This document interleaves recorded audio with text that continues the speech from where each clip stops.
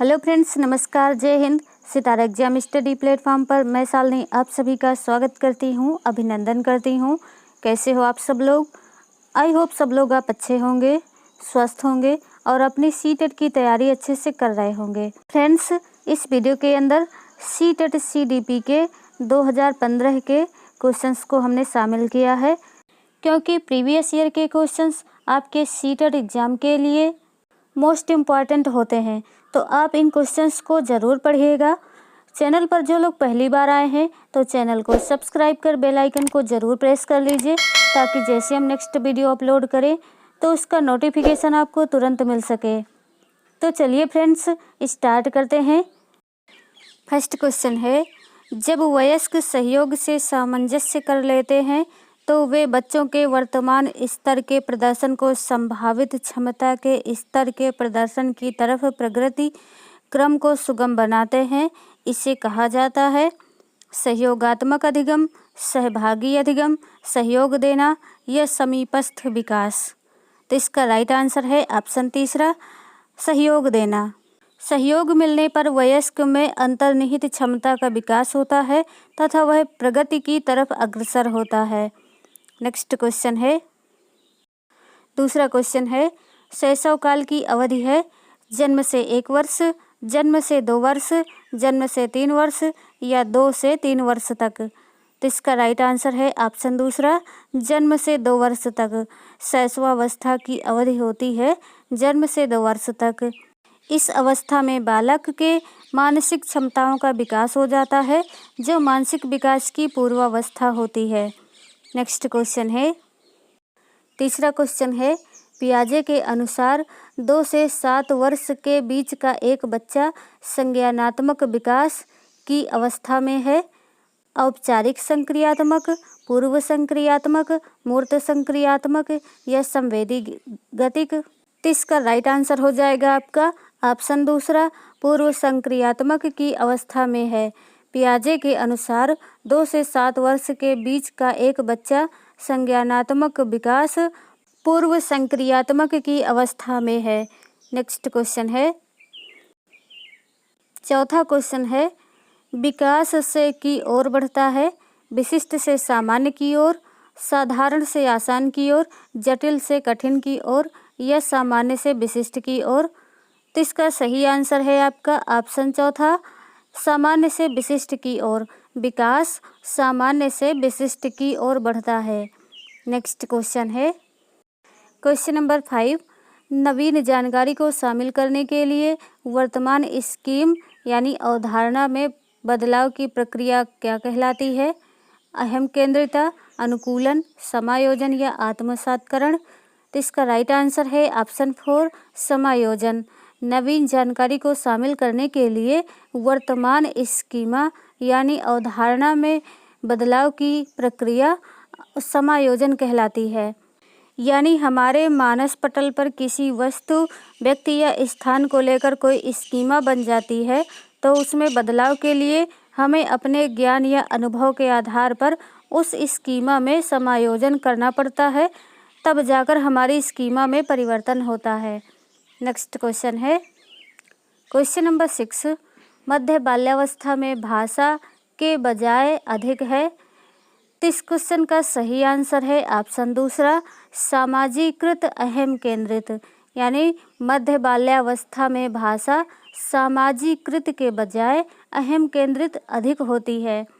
बालक सामाजिक नियमों से प्रेरित होकर कार्य नहीं करता है और अपनी इच्छाओं के सामने दूसरे की इच्छाओं को भी स्वीकार नहीं करता है, क्योंकि वह आत्म केंद्रित होता है यानी अहम केंद्रित होता है।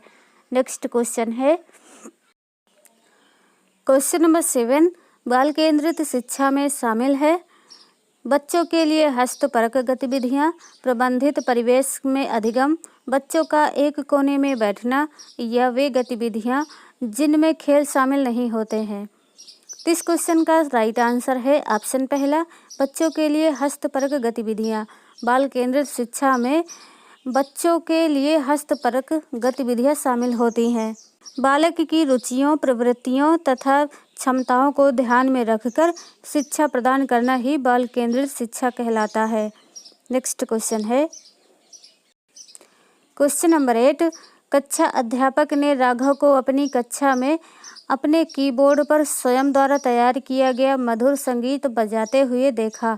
कक्षा अध्यापक ने विचार किया कि राघव में बुद्धि उच्च स्तरीय थी। कौन सी बुद्धि उच्च स्तरीय थी? स्थानिक, संगीतमय, शारीरिक, गतिबोधक या भाषाई?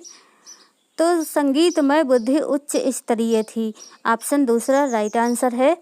नेक्स्ट क्वेश्चन है क्वेश्चन नंबर 9, जब एक शिक्षक यह समझता है कि स्वाभाविक रूप से लड़के गणित में लड़कियों से अच्छे हैं, यह दर्शाता है कि अध्यापक शिक्षाप्रद है, जेंडर यानी लिंग पक्षपाती है, नीतिपरक है या सही दृष्टिकोण वाला है। तो इसका राइट आंसर है ऑप्शन दूसरा, लिंग पक्षपाती है यानी जेंडर पक्षपाती है। शिक्षक को चाहिए कि वह बिना पक्षपात किए सभी को समान रूप से शिक्षण ग्रहण के अवसर उपलब्ध कराए, यानी दोनों लड़के हों चाहे लड़कियां हों, दोनों गणित में ही नहीं सभी विषय में अच्छे होते हैं, इसलिए दोनों को समान अवसर मिलने चाहिए। नेक्स्ट क्वेश्चन है क्वेश्चन नंबर 10, समावेशी शिक्षा मानती है कि हमें को के अनुरूप बदलना चाहिए। किसके अनुरूप बदलना चाहिए? परिवेश और परिवार के, व्यवस्था और बच्चे, बच्चे व्यवस्था या बच्चे परिवेश।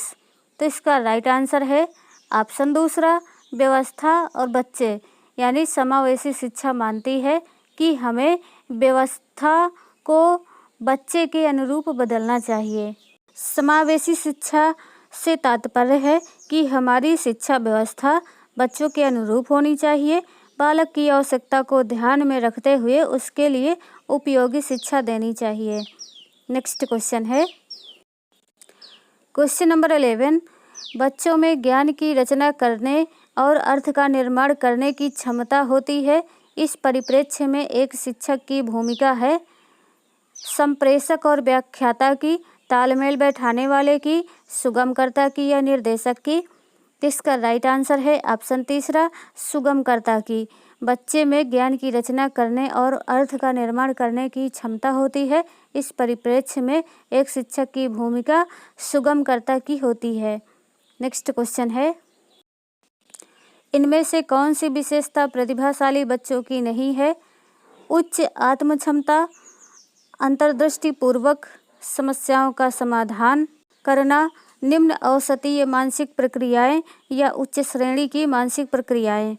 तो इसका राइट आंसर है ऑप्शन तीसरा, निम्न औसतीय मानसिक प्रक्रियाएं। निम्न औसतीय मानसिक प्रक्रियाएं प्रतिभाशाली बच्चों की विशेषता नहीं है। नेक्स्ट क्वेश्चन है क्वेश्चन नंबर 13, कोहलबर्ग के सिद्धांत के पूर्व परंपरागत स्तर के अनुसार कोई नैतिक निर्णय लेते समय एक व्यक्ति निम्नलिखित में से किस तरफ प्रवृत्त होगा? पहला है अंतर्निहित संभावित दंड, व्यक्तिगत मूल, व्यक्तिगत आवश्यकताएं तथा इच्छाएं, पारिवारिक अपेक्षाएं। तो इसका राइट आंसर है ऑप्शन पहला, अंतर्निहित संभावित दंड। नेक्स्ट क्वेश्चन है क्वेश्चन नंबर 14, शिक्षार्थियों यानी अधिगमकर्ता की वैयक्तिक भिन्नताओं के संदर्भ में शिक्षिका को चाहिए कि? तो इसका राइट आंसर है ऑप्शन पहला, विविध प्रकार की अधिगम परिस्थितियों को उपलब्ध कराना। नेक्स्ट क्वेश्चन है क्वेश्चन नंबर 15, निम्नलिखित में से कौन सा बाल विकास का एक सिद्धांत नहीं है? तो इसका राइट आंसर है ऑप्शन 4, सभी विकास तथा अधिगम एक समान गति से आगे बढ़ते हैं। यह बाल विकास का सिद्धांत नहीं है। सभी विकास तथा अधिगम एक समान गति से आगे नहीं बढ़ते हैं, क्योंकि अधिगम व्यवहार में उत्तरोत्तर अनुकूलन की एक प्रक्रिया है, जबकि विकास वृद्धि के फलस्वरूप शरीर के विभिन्न अंगों में आए परिवर्तनों के संगठन से है। तो फ्रेंड्स, आज का ये सेशन आपको कैसा लगा कमेंट करके ज़रूर बताइए। वीडियो को लाइक कीजिए, शेयर कीजिए, चैनल को सब्सक्राइब कीजिए। मिलते हैं नेक्स्ट वीडियो में, तब तक के लिए टेक केयर, बाय बाय। जय हिंद, वंदे मातरम।